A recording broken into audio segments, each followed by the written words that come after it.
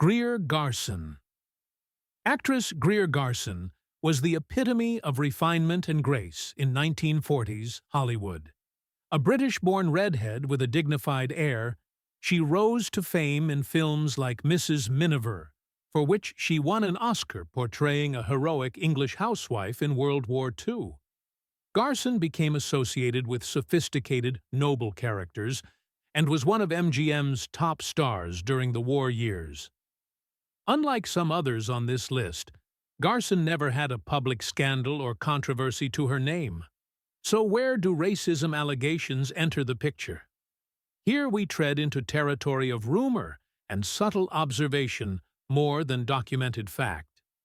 Some film historians have noted that Garson, like many British elites of her generation, may have harbored a certain colonial-era racial snobbery or class prejudice, though nothing explicit is on record. For example, there were unconfirmed murmurs that Garson, off the record, expressed distaste for interacting with people of color in certain situations, or that she supported practices that we would now consider discriminatory.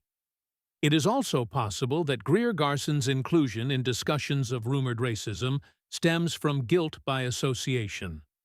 All her famous roles were in overwhelmingly white casts. Hollywood did not often place someone like Garson in integrated stories.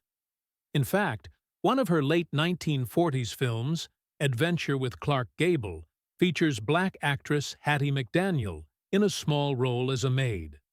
There is no report of Garson mistreating McDaniel or any co-star. However, some commentators note that Garson, as a powerful star, never objected to the segregated status quo on set that we know of. In absence of clear incidents, one might consider Garson's legacy in terms of modern reassessment of her films. Take Mrs. Miniver, for instance. Modern critics sometimes point out these omissions in Golden Age films, questioning whether stars like Garson ever considered those racial blind spots, or if they simply mirrored the Eurocentric worldview of their times.